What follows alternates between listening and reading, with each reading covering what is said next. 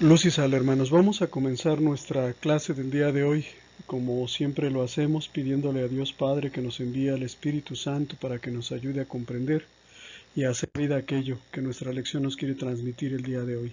En el nombre del Padre, del Hijo y del Espíritu Santo. Amén. El día de hoy vamos a ver nuestra lección número 9, aquí en segundo grado. Se titula El pueblo escatológico. Probablemente alguno de ustedes se sienta un poquito sorprendido por el significado de esta palabra que casi no escuchamos. La palabra escatológico es una palabra que para la mayoría de nosotros es rara, pero vamos a ver en qué consiste la escatología y por qué a este pueblo de Dios del cual hemos venido hablando se le llama escatológico. Primero vamos a recordar un poquito lo que hemos dicho hasta aquí. Habíamos dicho que el pueblo de Dios es un pueblo único, que no puede confundirse con ningún otro pueblo. Déjenme decirles una cosa. En el Antiguo Testamento, el pueblo de Dios era un país, era una nación, era Israel. El nuevo pueblo de Dios, el pueblo inaugurado por Cristo, no es el pueblo de Israel, como no es el pueblo de México o no es el pueblo de los Estados Unidos, ¿ok? Sino que este es un pueblo distinto que no se puede identificar con algún país específico, porque está disuelto entre todas las naciones. Si no hay un territorio para los católicos, no hay un territorio para los cristianos o el país de los cristianos, me parece que un reformador protestante, Juan Calvino, intentó hacer de la ciudad de Ginebra su república protestante, y bueno, pues lo intentó y fracasó, pero no es el caso. El pueblo de Dios no se puede identificar con México, con Estados Unidos o con China, sino que el pueblo de Dios está disuelto entre todas las naciones, entonces no se puede identificar con un país en específico. Sin embargo, también es un pueblo único en el sentido en el que lo era el pueblo de Israel.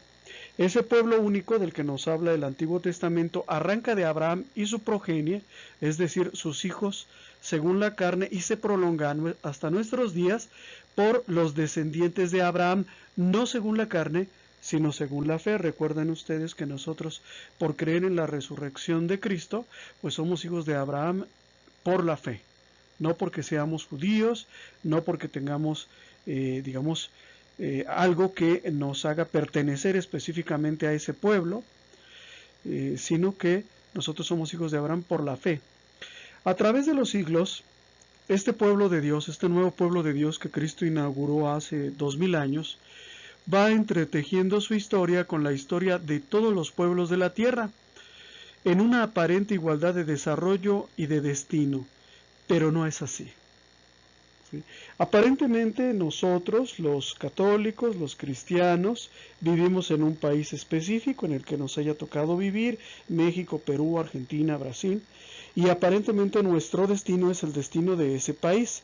Sin embargo, no es así. Aunque participamos en la construcción de nuestra nación, espero que todos ustedes lo hagan independientemente del país en el que vivan, pues la verdad es que nosotros tenemos una historia diferente, una historia propia, y una historia inclusive que tiene un final diferente.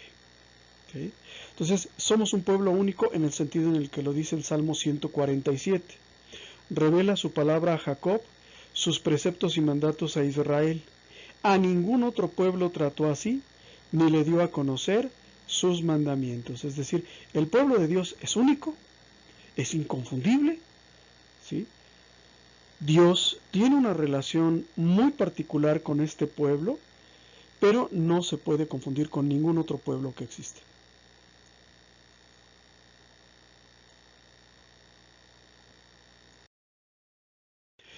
El pueblo de Dios tiene una característica que lo distingue, que es un pueblo eminentemente escatológico.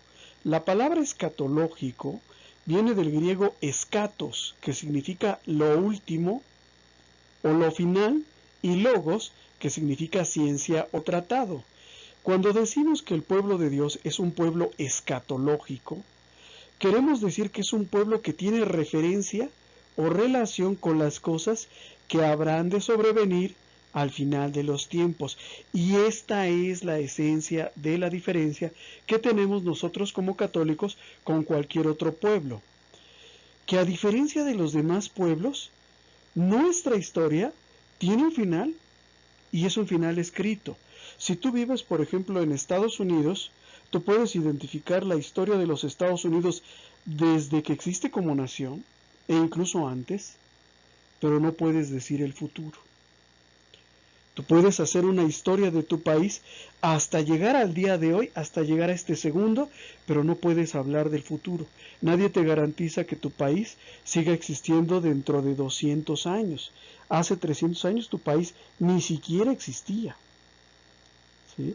Entonces, nosotros como pueblo tenemos un final de nuestra historia, esperamos algo, sabemos lo que va a acontecer al final y vivimos en la espera de lo que va a acontecer al final. ¿Y qué va a acontecer al final? Lo que va a acontecer es la segunda venida de Cristo, la resurrección de la carne y el reino eterno de Dios. Entonces, fíjense bien, nuestro pueblo, el pueblo de Dios, no estoy hablando de México o de tu país, ¿verdad? Nuestro pueblo no se limita a las cosas temporales, no está pensando en la inmediatez, sino que tiene la vista puesta en la eternidad, en la segunda venida de Cristo, en la resurrección de la carne, ¿sí? Y en el reinado eterno de Dios. En eso tenemos la vista puesta, a diferencia de los paganos. Los paganos tienen la vista puesta en las cosas inmediatas. Se acaba la vida, se acabó todo para ellos. Para nosotros no. ¿Sí? Hay una expresión, ya lo había dicho antes, muy bonita, que a veces se utiliza, ¿no? El pueblo de Dios que peregrina en Perú. El pueblo de Dios que peregrina en Argentina. Es decir, tenemos la mirada puesta hacia una meta o en una meta. Y esa meta, ¿verdad? Es la resurrección, es el reino de Dios, ¿sí? Es el juicio, ¿sí? Y lo más característico de este pueblo de Dios, o del nuevo pueblo de Dios al que tú y yo pertenecemos, no es ni cómo hablamos, ni cómo nos vestimos, ni nuestro color de piel, ni el idioma que nos caracteriza, ni las tradiciones, sino que es nuestra trascendencia a la eternidad. Todos estamos esperando esto. ¿Sí? Eso es lo más característico de este pueblo de Dios, su trascendencia a la eternidad. Todo cambia si tú crees en la vida eterna o si tú no crees en la vida eterna. Si tú crees en la vida eterna, entonces te preocupas por tu salvación, por actuar de manera buena conforme a lo que Dios nos ha mandado. Si tú no crees en la vida eterna, no te interesa, ¿verdad?, ganarte tu salvación, porque no hay salvación para ti. Entonces, si tú no crees en la vida eterna, pues lo que tienes que hacer, o lo que hacen los que no creen en la vida eterna, pues es disfrutar de la vida, drogarse, divorciarse, entregarse a la promiscuidad, a todos los vicios, porque para ellos no hay vida eterna. ¿Sí me entiendes? Todo cambia si tú crees o no crees en la vida eterna. Si tú crees en la vida eterna, entonces te preparas para el día en el que te enfrentes al juicio de Dios. Entonces te preparas para que tu nombre esté inscrito en el libro de la vida, para ser seleccionado para la vida eterna. Y esa es la característica nuestra. Esperamos la vida eterna, esperamos la resurrección, esperamos el juicio universal. ¿Sí? Eso es lo que esperamos. Y eso es lo más característico de nosotros.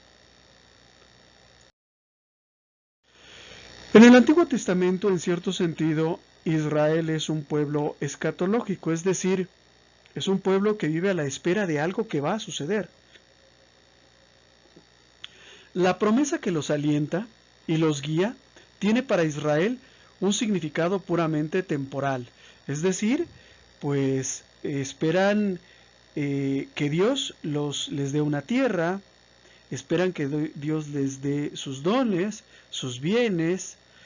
Más adelante, con la ayuda de los profetas, poco a poco van descubriendo que tienen un destino más elevado que simplemente establecerse en un país que emana leche y miel, sino que esperan la venida de un Mesías, de un Salvador, pero el concepto que tienen del Mesías, ¿sí?, es un concepto también puramente temporal.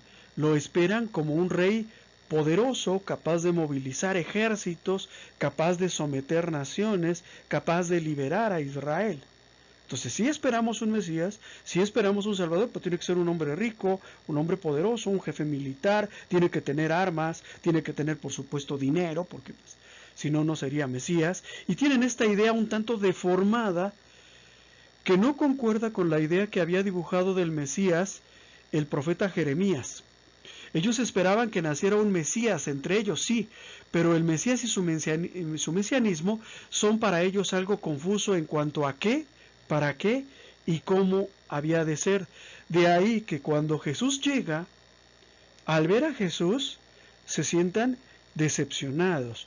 Un hombre pobre, humildemente vestidos, que les habla de amar al prójimo, de perdonar, ¿verdad? Pues no era lo que esperaban. O sea, ¿dónde está el ejército? ¿Dónde están las joyas? ¿Dónde están los palacios? Incluso los propios discípulos de Jesús, a pesar de haber convivido con él, van a seguir esperando este mesianismo puramente temporal. Un ejemplo de ellos, pues es el hecho de que Santiago y Juan le pidan a Jesús sentarse para estar con él, uno a su izquierda y otro a su derecha. Yo no sé si alguno de ustedes tenga alguna relación con el mundo de la política. Yo en alguna época de mi vida me dediqué a eso y por eso conozco un poquito, y te puedo decir que sentarte a la derecha o a la izquierda del rey significa muchas cosas. Si viene el presidente de la República y yo estoy sentado a su derecha o a su izquierda, significa, con escaso margen de error, que soy el próximo gobernador del estado, ¿sí?, o el próximo diputado federal, o al menos el próximo senador. Eso es lo que significa. Bueno, vamos a ver este pasaje bíblico en donde la mamá de los apóstoles, Santiago y Juan, los hijos de Zebedeo, que eran hermanos, se acerca junto con sus hijos a Jesús y se arrodilla para pedirle un favor singular. Dice Mateo 20, versículos del 20 al 28. Entonces la madre de Santiago y Juan se acercó con sus hijos, o sea, con Santiago y Juan, a Jesús y se arrodilló, ¿verdad?, en señal de sumisión, de obediencia, de reconocimiento a la autoridad y al poder de Cristo. Se arrodilló para pedirle un favor. Jesús le dice: ¿qué quieres? Ella le respondió: aquí tienes a mis dos hijos. Está hablando de Santiago y Juan. Asegúrame, garantízame que cuando estés en tu reino, ella tenía la idea de un reino puramente temporal, con su secretario de Hacienda, su tesoro, su corte, sus damas preciosas, sus nobles. Asegúrame que cuando estés en tu reino, se sentarán uno a tu derecha y otro a tu izquierda. Es decir, que compartirán tu poder, tu honor y tu gloria. Jesús le dijo a los hermanos, ojo, no se lo dice a la mujer.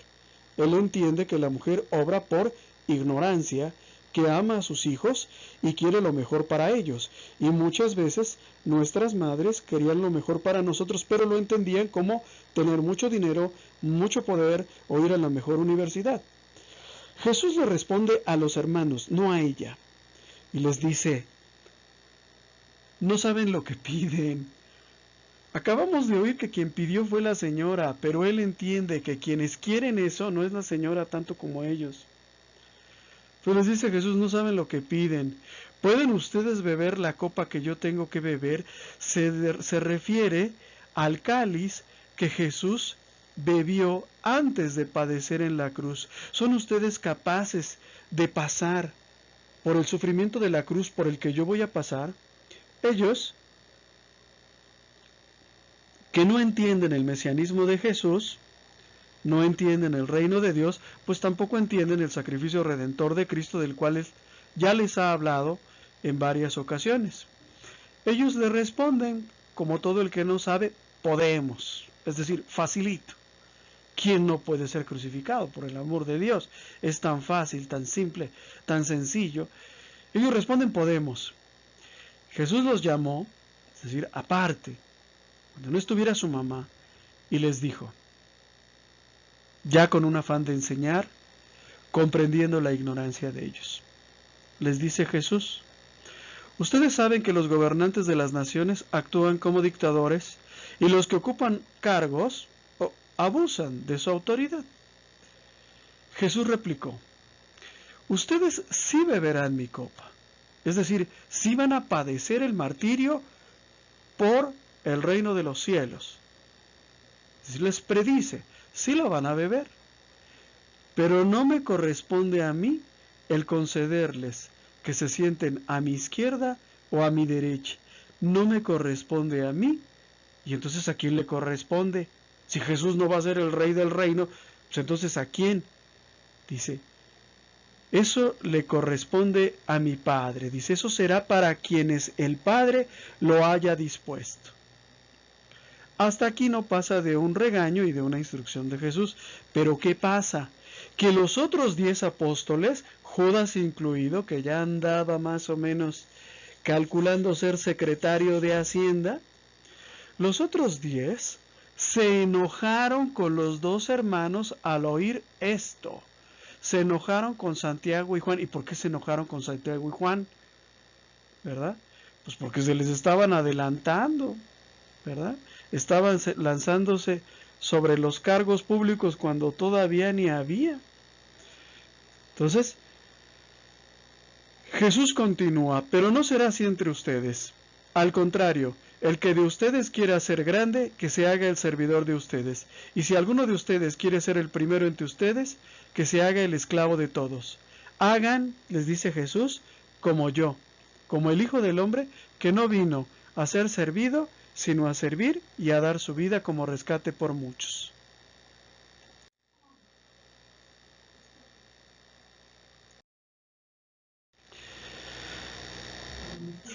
Retornando al tema de la vida eterna, este tema parece que no es importante, sobre todo en una época como esta en la que se le ha trivializado tanto. O sea, mucha gente cree en la vida eterna como reencarnación.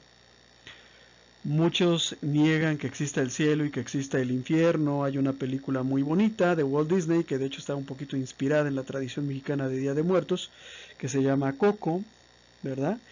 Y pues no hay infierno, básicamente es lo que dice, ¿no? ¿Esto es cierto?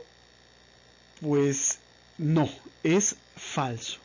Es una verdad de fe que hay infierno. Pero antes que discutir si hay cielo o infierno, lo primero que tenemos que dejar bien establecido es que nuestro destino, el destino de este pueblo de Dios, no termina con la muerte. Cegados como estaban, se refiere a los discípulos y a los apóstoles, la muerte de Cristo en la cruz significó para los apóstoles y discípulos una derrota total y definitiva.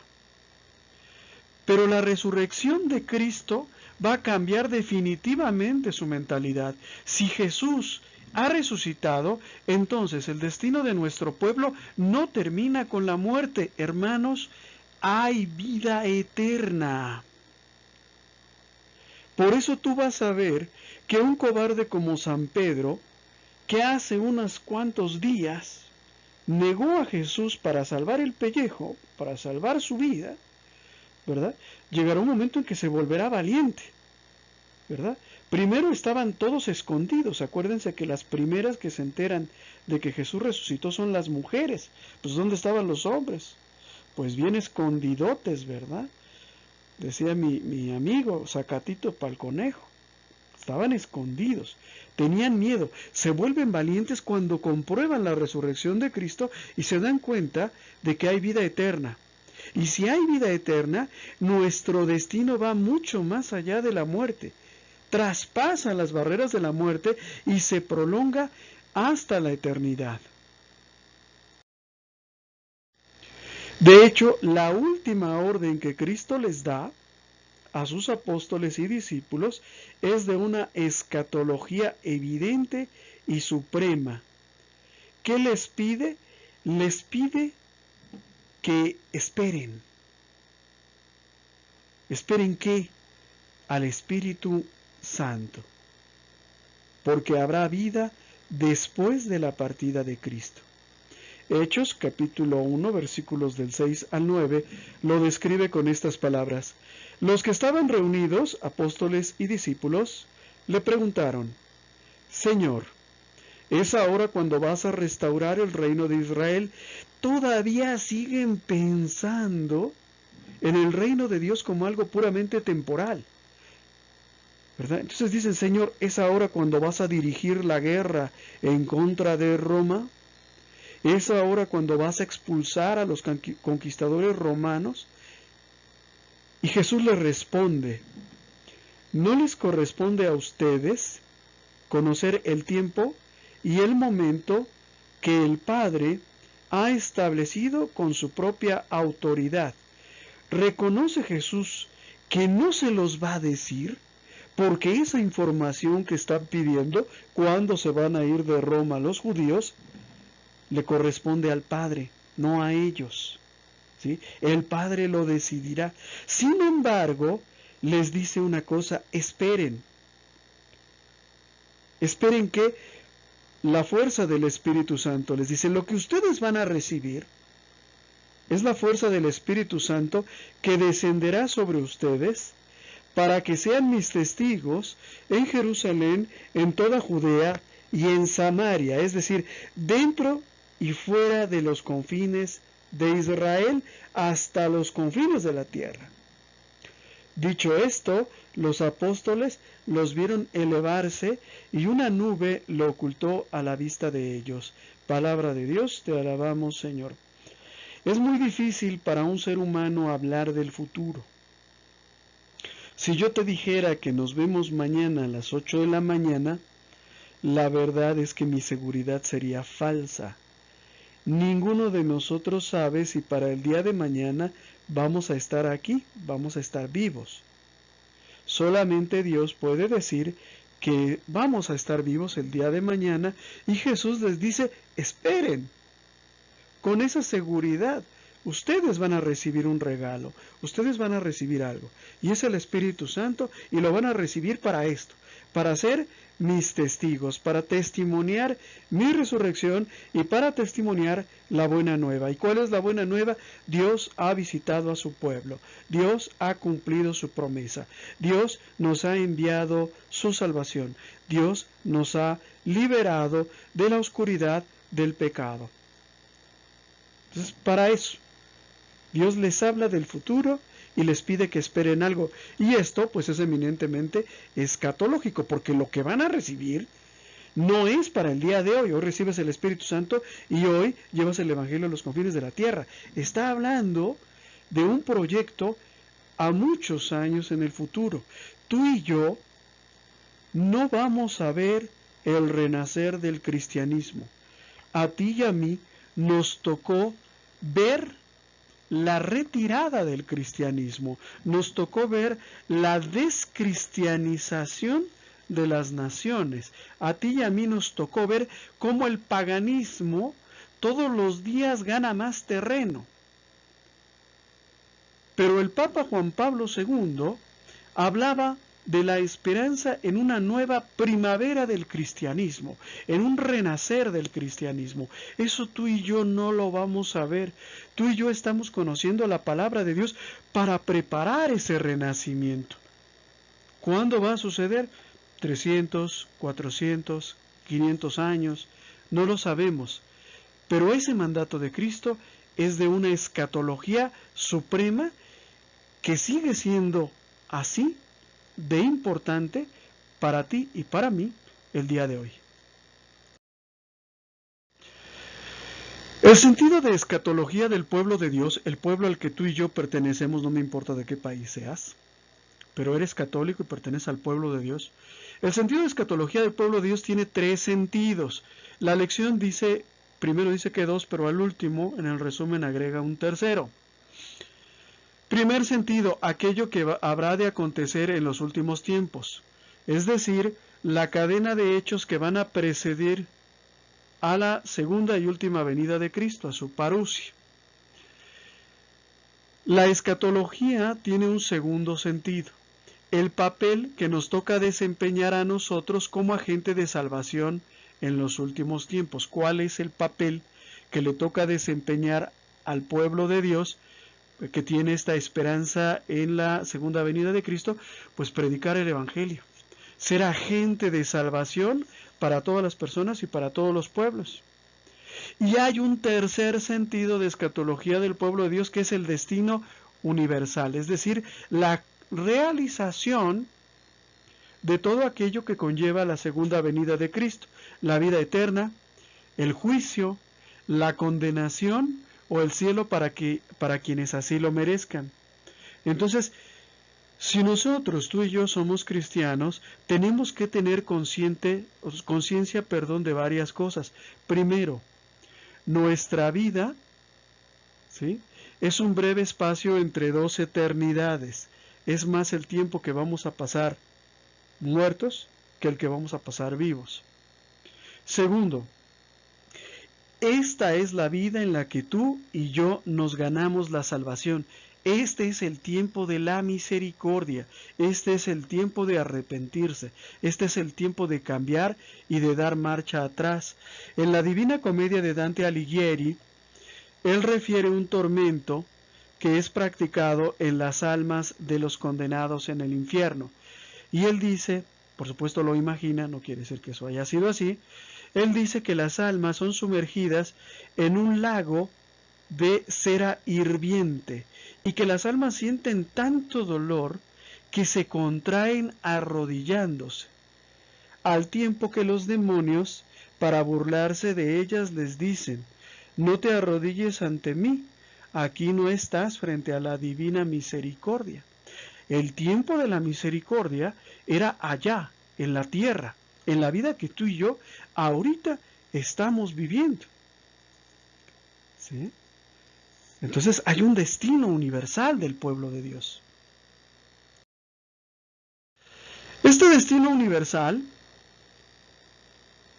se va a concretizar, de acuerdo con las Sagradas Escrituras y las enseñanzas de nuestro Señor Jesucristo, después de esta vida. Después de esta vida, tú y yo vamos a ser sujetos a un juicio personal. Y dependiendo de este juicio, vamos a ser enviados al infierno, los que así lo merezcan, al cielo, los que así lo merezcan, y al purgatorio, los que tengan algo de lo cual deban purificarse antes de entrar al cielo, que creo que es el caso de la mayoría de nosotros. Ahorita hay mucho charlatán que dice que el infierno no existe.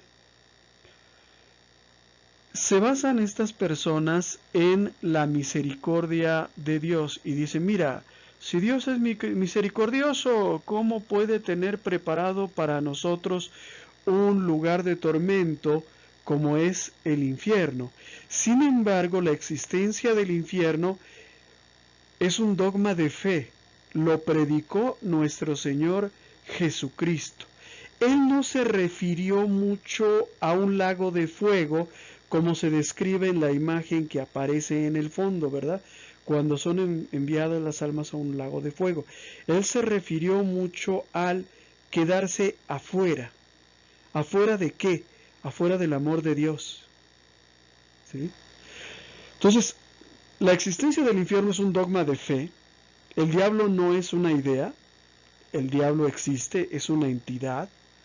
¿Sí? Es persona, traza planes, tiende trampas. Esto es dogma de fe. Y también es dogma de fe que Dios es remunerador. Si nosotros creemos que Dios es infinitamente bueno, también creemos que Dios es infinitamente justo. Por lo tanto, a cada uno le va a pagar según sus obras. Si Dios no nos pagara según nuestras obras, pues sería bueno tal vez, pero no sería justo. ¿Sí?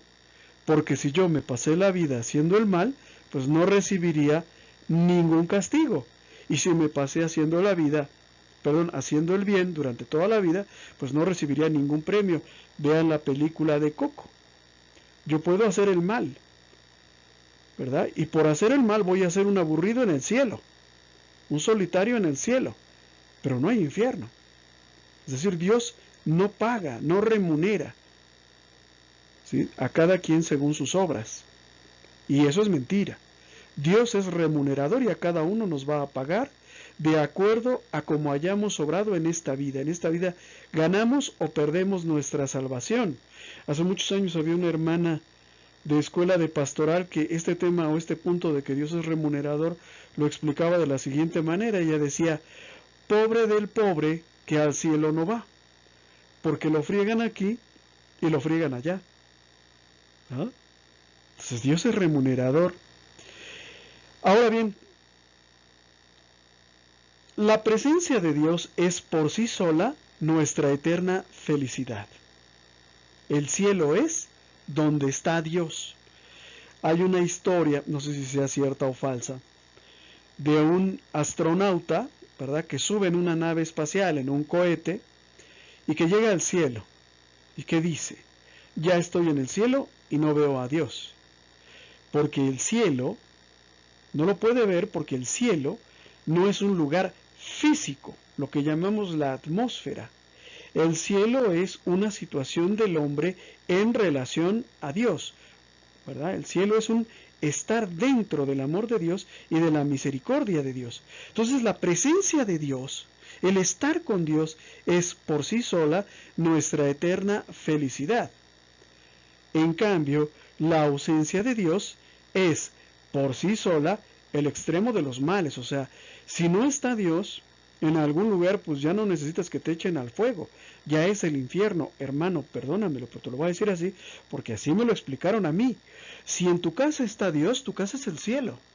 Y si en tu casa no está Dios, tu casa es el infierno. Si en tu matrimonio está Dios, pues tu matrimonio es el cielo. Si en tu matrimonio no está Dios, esa relación es un infierno. ¿Sí? Vamos ahora a redondear un poco el concepto de la salvación. Y para ello nos va a ser de mucha utilidad lo que escribiera el apóstol San Pablo.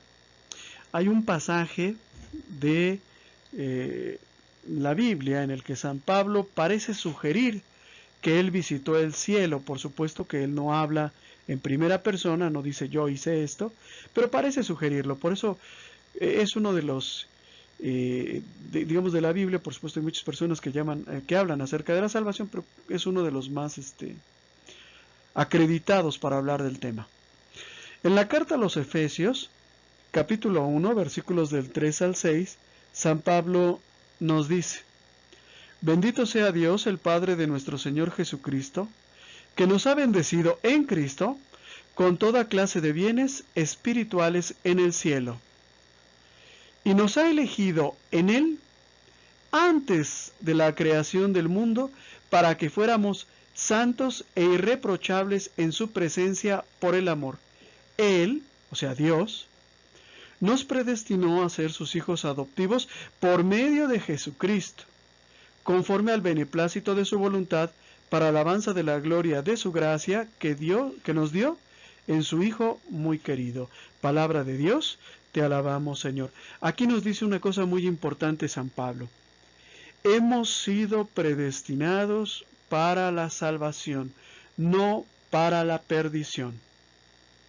Dios nos predestinó a compartir su vida divina por medio del bautismo, que nos hace hijos adoptivos de Dios y hermanos de Cristo. Es decir, en Cristo y por Cristo es que nosotros podemos compartir la vida divina, ¿sí? No por algo que nosotros hagamos.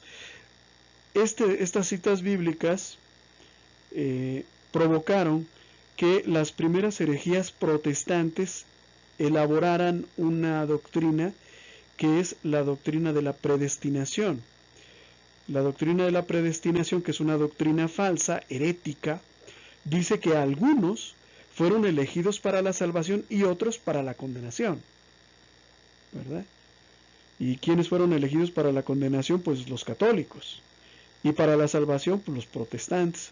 O sea, ahí es una, digamos, tergiversación de lo que San Pablo dice en la carta a los Efesios. Pero lo que sí es claro y lo que nosotros debemos de tener en mente es una cosa: que hemos sido predestinados para la salvación, no para la perdición. Dios quiere que todos los hombres se salven. En Romanos 8:28 leemos: sabemos además que Dios dispone todas las cosas para el bien de los que lo aman, de aquellos que Él llamó según su designio. Es decir, que todo lo que nos pasa, incluso aquello que consideramos malo o que no podemos entender, como la muerte, la enfermedad, todo Dios lo dispone para nuestro bien, dice San Pablo. ¿Por qué? Porque Él nos ha llamado a compartir su salvación. Continúa San Pablo: en efecto, a los que Dios conoció de antemano, es decir, está hablando de antes de nuestro nacimiento, los predestinó. ¿Los predestinó a qué? A reproducir la imagen de su Hijo, de Cristo. O sea, los predestinó para ser otros Cristos, otros ungidos, otros enviados, para que Él, o sea, Cristo, fuera el primogénito, el hermano mayor, entre muchos hermanos, entre miles o millones de hermanos. Y a los que predestinó, también los llamó. ¿Cómo los llamó? Cada uno de nosotros recibió un llamado a su debido tiempo. Y a los que llamó, también los justificó. ¿Cómo nos justificó? Bueno, pues nos justificó por medio del sacrificio redentor de Cristo en la cruz. Cuando una persona recibe la absolución en la confesión, no está recibiendo la absolución del sacerdote, ¿sí? Está recibiendo la absolución de Cristo. Lo que se le aplica a esa persona no es la bondad o la maldad del sacerdote, sino los méritos de Cristo en la cruz. Y a los que justificó, o sea, nosotros, seríamos unos desperdiciados, ¿verdad?, si no acudiéramos al sacramento de la reconciliación, porque es gratis, ¿verdad? Y a los que justificó, también los glorificó, y los glorificará más en la vida eterna. Entonces, toda la doctrina paulina está salpicada de escatología, es decir, va más allá de la vida presente, se proyecta a la vida eterna. En resumen de estas dos lecturas que acabamos de hacer de San Pablo, podemos establecer dos cosas. Primero, fuimos elegidos por Cristo desde la eternidad, ya lo habíamos comentado. Y segundo, nuestra glorificación será que nos asemejemos a Cristo, al punto de convertirnos nosotros en imágenes de Él. Vamos a resucitar con un cuerpo glorioso como el de Cristo, ¿sí?, como Cristo. Ahora bien, hay una cosa y hay una realidad, ¿sí? Hay una vida eterna, Jesús habló de ella, pero ¿cómo sabemos tú y yo que vamos a alcanzar esa vida eterna? Bueno, pues por el Espíritu Santo. El Espíritu Santo son las arras que Jesús nos deja de esa vida eterna. Miren, todos sabemos lo que son las arras, ¿no? No sé si lo han visto en el matrimonio, por ejemplo, se utiliza la entrega de las arras. Las arras, en las épocas de Cristo y en el contexto, por ejemplo, del sacramento del matrimonio, es un dinero que se anticipa como una señal de confianza, ¿verdad? Es un adelanto, un anticipo. Por supuesto que en el matrimonio, en las bodas, pues usamos moneditas que creo que carecen de valor porque no son de circulación oficial, pero el significado es el mismo. Es decir, un anticipo. No es lo que va a ser, pero es un anticipo. Todavía yo cuando compré esta casa, bueno, primero compré el terreno y en el contrato venía unas arras, que era una cantidad que yo tenía que adelantar, significando mi buena voluntad de comprar el inmueble, ¿sí? Entonces, el Espíritu Santo son las arras que el Padre y el Hijo nos envían como prenda como anticipo de la vida eterna. San Pablo en la carta a los Romanos capítulo 8, versículos 26 y 27 nos dice: igualmente, el mismo Espíritu viene en ayuda de nuestra debilidad, porque no sabemos orar como es debido. Pero el Espíritu intercede por nosotros con gemidos inefables. Es decir, el Espíritu Santo, que está junto a Dios, habla en favor nuestro, pidiendo para nosotros algo que tal vez nosotros no podamos entender.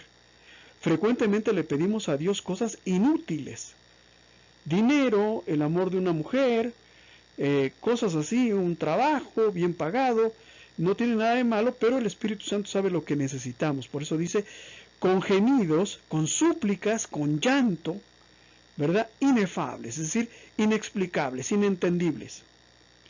Y el que sondea los corazones, el Espíritu Santo sondea los corazones, conoce el deseo del Espíritu y sabe que su intercesión en favor de los santos, es decir, del pueblo de Dios, está de acuerdo con la voluntad divina, es decir, el Espíritu Santo que hemos recibido en nuestro bautismo, en aras de que tú y yo obtengamos la salvación eterna, nos pide aquello que necesitamos. Y lo que necesitamos, pues a lo mejor tú puedes creer que es dinero o que es un coche, pero el Espíritu Santo sabe que quizás lo que necesitamos es conversión, arrepentimiento. Entonces, aquí en el mundo, tú y yo solo poseemos la garantía del Espíritu Santo que nos da de continuo la esperanza en la vida eterna, en la redención total y en la salvación. Eso es lo que tenemos. Ese es nuestro anticipo, el Espíritu Santo. En algunas traducciones de la Biblia se le llama las arras. San Pablo, durante toda su predicación, se afana en infundir en quienes lo leen la esperanza escatológica de nuestro destino, es decir, de sostener esa esperanza en algo que ellos no pueden ver, pero que sucederá.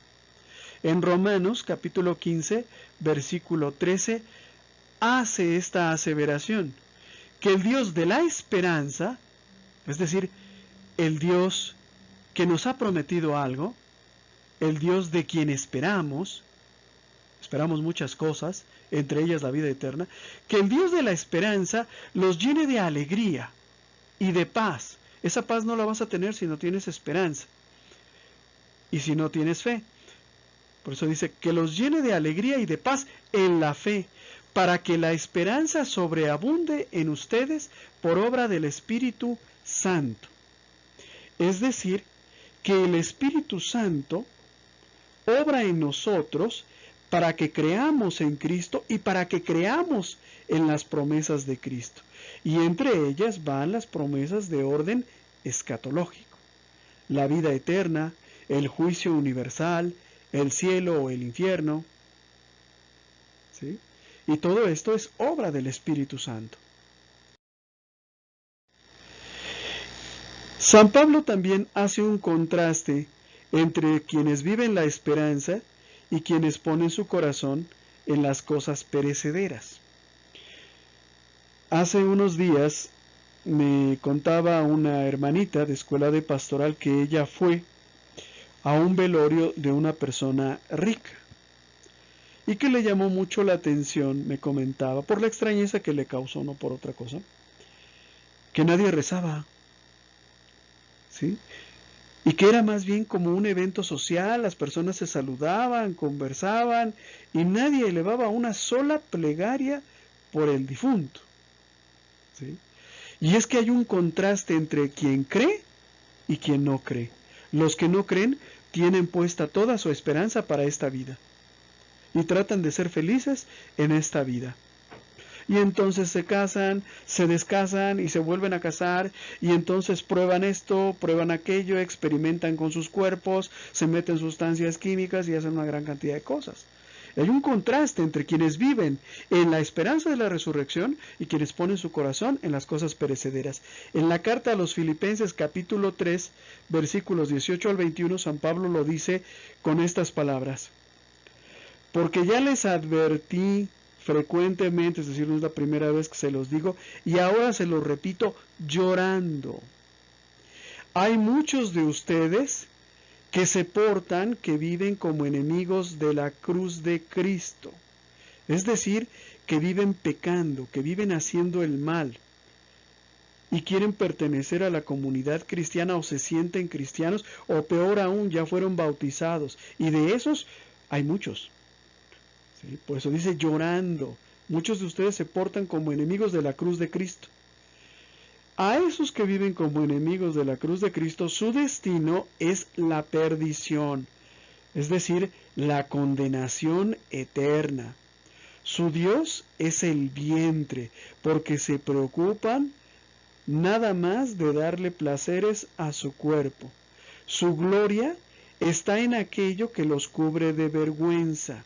¿Qué cosa nos puede cubrir de vergüenza y al mismo tiempo ser motivo de nuestra gloria? Por ejemplo, el dinero mal habido.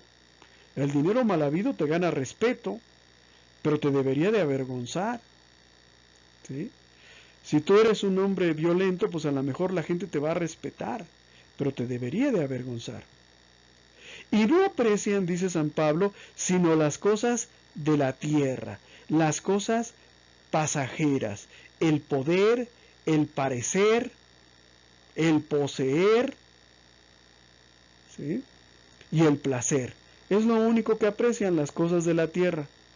En cambio, dice San Pablo, nosotros, es decir, los que no nos comportamos como enemigos de la cruz o los que no se comportan como enemigos de la cruz, somos ciudadanos del cielo.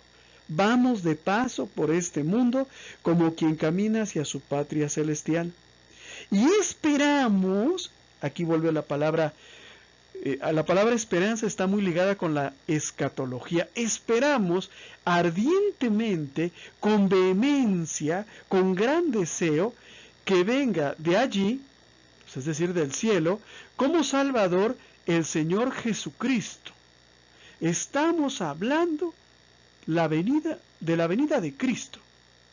Y Él, cuando venga, Jesús, transformará nuestro pobre cuerpo mortal, enfermizo, quebradizo, ¿verdad? Haciéndolo semejante a un cuerpo glorioso, con el poder que tiene para poner todas las cosas bajo su dominio. Entonces hace este contraste San Pablo entre los que viven en la carne y los que viven en el espíritu. Por eso San Pablo va a lo largo de toda su predicación a insistir en una cosa, ¿cuál? Que nos debemos de preparar para la vida eterna. San Pablo, por ejemplo, entiende que la misión que Dios le dio es servir a la iglesia. Él lo dejó todo para abrazar la cruz de Cristo y servirle a Dios en cada uno de los hermanos. ¿Sí? Y fíjense bien, esta frase tan llena de esperanza que va a decir San Pablo. San Pablo espera una recompensa, es decir, él lo deja todo y padece persecuciones, hambres, torturas, todo por el reino de Dios. Y lo hace no por tonto, no porque le guste sufrir, lo hace porque tiene una esperanza. Este pasaje bíblico está cargado de esperanza. Dice San Pablo, ahora me alegro de poder sufrir por ustedes. Fíjate nada más, me alegro de poder sufrir por ustedes. ¿Por qué? Porque de esta manera, al predicarles yo el Evangelio, me estoy ganando mi salvación. Y completo en mi carne lo que le faltaba a los padecimientos de Cristo. Y lo completo y lo sufro por el bien de ustedes, del cuerpo de Cristo, ustedes, la iglesia. En efecto, dice San Pablo, yo fui constituido ministro, servidor de la iglesia. Porque de acuerdo con el plan divino, ¿verdad?, que San Pablo conoce el plan de Dios para él, y ese plan de Dios es que sea ministro de la iglesia, De acuerdo con el plan divino, he sido encargado de llevar a su plenitud entre ustedes la palabra de Dios. Soy el encargado de predicar entre ustedes la doctrina de Cristo tal y como ustedes la deben de aprender. ¿Sí? Y detrás de todo esto, ¿qué es lo que subyace? ¿Qué es lo que no se dice? Que San Pablo espera algo. ¿Sí? Sería tonto que San Pablo no esperara nada y que aceptara que lo apalearan, que lo apedrearan, que lo encarcelaran y por último que lo mataran. ¿Sí? Hay una gran esperanza de San Pablo en el destino escatológico del pueblo de Dios y de cada uno de nosotros que somos el pueblo de Dios. En su despedida a Timoteo, San Pablo nos contagia de fe y esperanza. Le dice San Pablo en la segunda carta a Timoteo: yo ya estoy a punto de ser derramado como una libación. ¿Qué es una libación?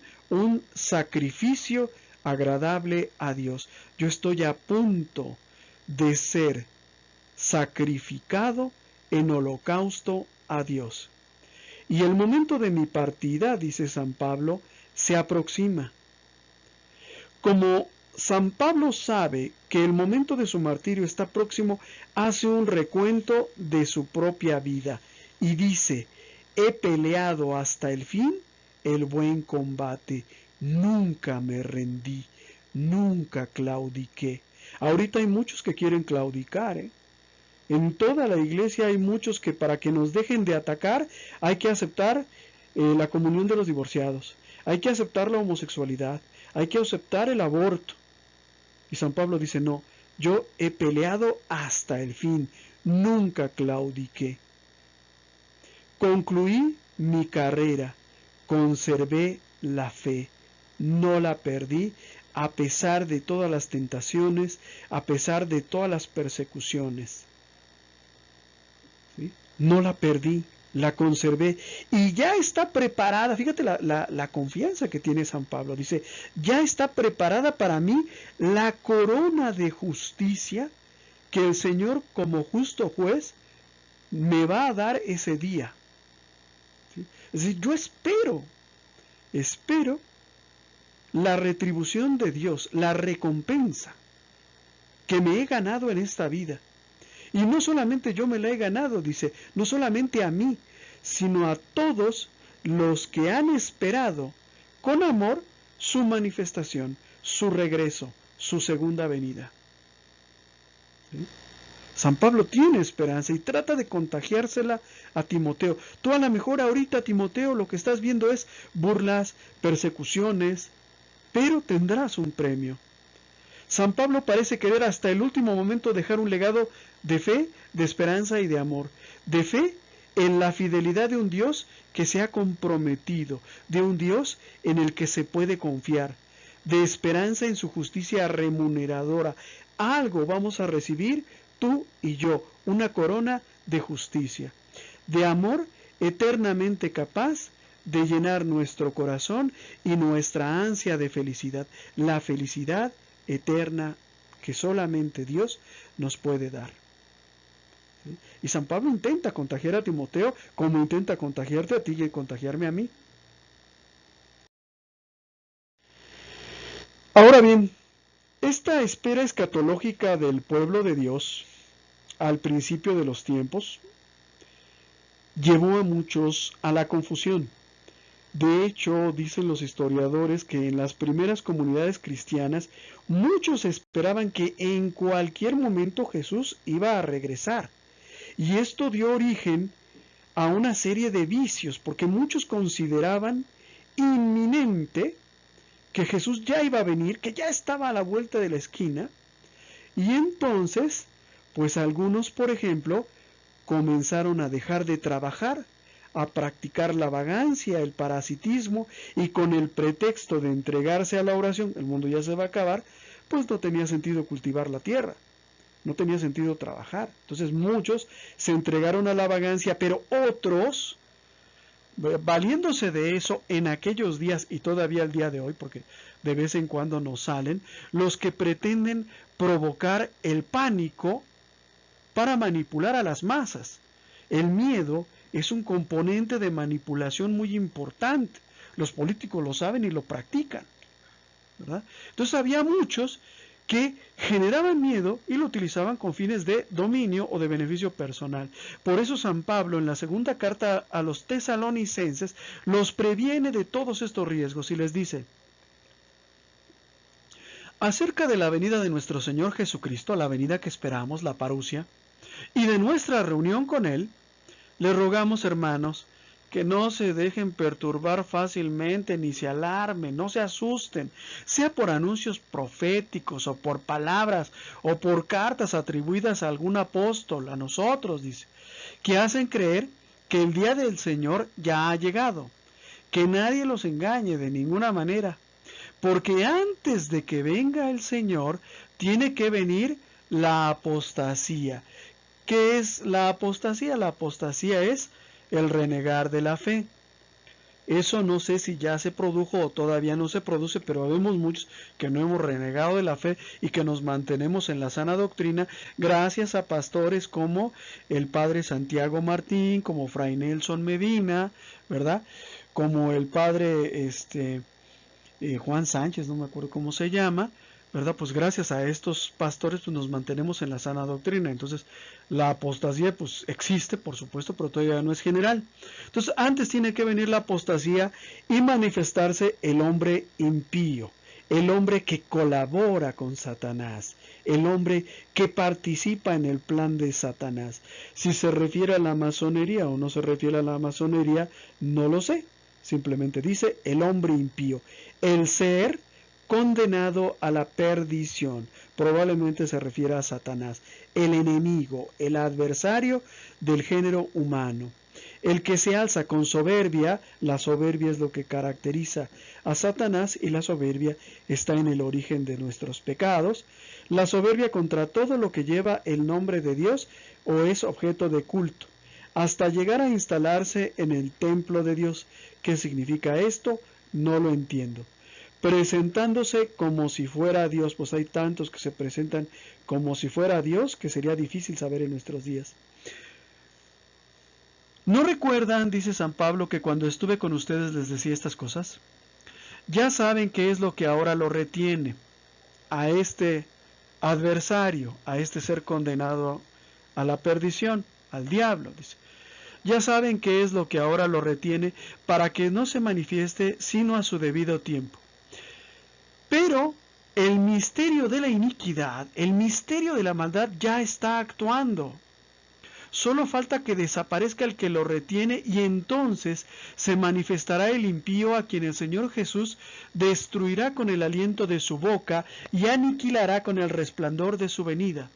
La venida del impío será provocada por la acción de Satanás. Aquí sí San Pablo ya habla del diablo. Y está acompañada, fíjense qué interesante, de toda clase de demostraciones de poder, de signos y falsos milagros, y de toda clase de engaños perversos destinados a los que se pierden por no haber amado la verdad que los podía salvar. Por eso, Dios les envía un poder engañoso que les hace creer en la mentira, a fin de que sean condenados todos los que se negaron a creer en la verdad y se complacieron en el mal. Nosotros, por nuestra parte, siempre debemos dar gracias a Dios a causa de ustedes, hermanos amados en el Señor. En efecto, volvemos aquí al tema también de la esperanza.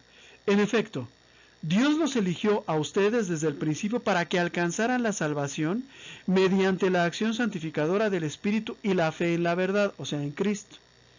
Él los llamó por medio de nuestro Evangelio, de nuestra buena noticia, por medio del Cristo que predicamos, para que posean la gloria de nuestro Señor Jesucristo. Por lo tanto, hermanos, les dice San Pablo, un consejo que vale para ellos y vale para nosotros. Manténganse firmes y conserven fielmente las tradiciones que aprendieron de nosotros, la fe que recibieron de nosotros, consérvenla, sea que la hayan recibido de palabra o por escrito, sea oralmente o por carta. Que nuestro Señor Jesucristo y Dios Padre, que nos amó y nos dio gratuitamente un consuelo eterno y una feliz esperanza, los reconforte y los fortalezca en toda obra y palabra buena, es la despedida de San Pablo. Mucho de lo que aquí se dice es difícil de entender. A veces creemos, o algunos autores lo han interpretado como el diablo, otros lo han interpretado como la masonería, ese enemigo oculto que opera para destruir la obra de Cristo. Otros lo han interpretado como el protestantismo. La verdad es que este es un pasaje difícil de entender. ¿Ok?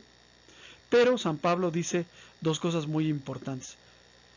Ni se dejen perturbar fácilmente, ni se espanten. ¿Por qué? Porque la venida de Cristo, el fin del mundo, no es algo bueno, es algo malo, no es algo malo, perdón, es algo bueno, lo dije mal, perdón, es algo bueno. Para mí que soy cristiano y que espero la venida de Cristo, si Cristo viene, para mí es bueno.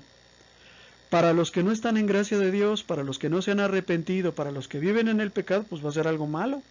Pero para mí, que me acojo a la salvación de Cristo y al perdón de Cristo, ¿verdad? Y que persevero en la doctrina y que persevero en la fe, para mí no es malo. Al contrario, si Cristo viniera el día de hoy, sería mucho mejor. Pero cómo nos asustan, ¿verdad? Siempre hay personas en todo el mundo asustando a los bobos con eso del fin del mundo. Y siempre resulta, ¿eh? Y mucha gente gana mucha lana con eso a propósito. San Pablo tiene una esperanza, nos habla de su esperanza, pero no presume saber mucho. No nos habla, por ejemplo, como otras creencias u otras personas que hablan de una casa con ladrillos de oro y de plata, con mujeres, con placeres y cosas así. No, San Pablo no habla de eso. No presume saber más que lo que Dios le ha revelado. En la carta a los Romanos capítulo 11 versículos 33 al 36, San Pablo nos dice: qué profunda y llena de riqueza es la sabiduría y la ciencia de Dios. Qué insondables, es decir, qué difíciles de comprender son sus designios y qué incomprensibles sus caminos. ¿Quién penetró en el pensamiento del Señor?, pregunta San Pablo. ¿Quién fue su consejero? ¿Quién le dio algo a Dios para que tenga derecho a ser retribuido? Porque todo viene de Él, es decir, de Dios. Ha sido por Él y es para Él. A Él sea la gloria eternamente. Amén. Es decir, San Pablo acepta su limitación. Nos habla de esperanza, nos habla de la venida de Cristo, nos habla de felicidad eterna, pero no nos dice si va a ser dinero, si van a ser placeres sexuales o cómo va a ser. ¿Sí?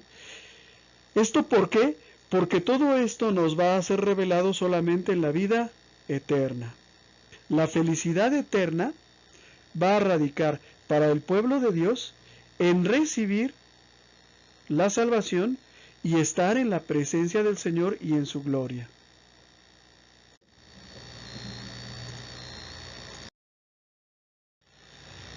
Reflexiones personales. Bueno, vamos todos a tratar de contestar con la mayor sinceridad posible estas preguntas. Esto ya se los había dicho, pero se los vuelvo a repetir. Estas preguntas son necesarias para que nosotros reflexionemos nuestro tema, pero sobre todo para provocar en nosotros un cambio de actitud. Primera pregunta: ¿vives como nos pide San Pablo en espera de que venga tu Señor? ¿O ya no lo esperas? ¿O ya no crees que va a venir? ¿O tú eres de los que no creen que va a venir, que hay muchos en nuestros días?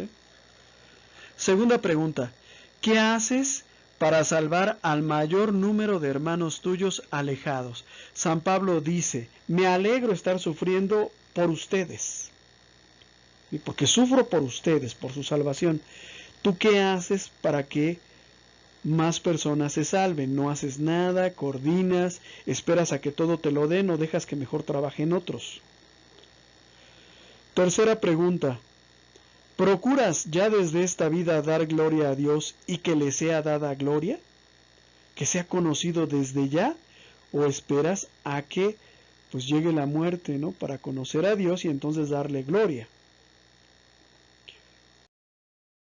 Resolución. Nos ponemos todos de pie y decimos fuerte y claro todos juntos: desde hoy pondré mi mira no dentro de los horizontes estrechos de un mundo que habrá de desaparecer, sino en la altura de la eternidad para la que fui creado y en la que se halla mi felicidad. Muchas gracias, hermanos. Nos vemos la próxima semana.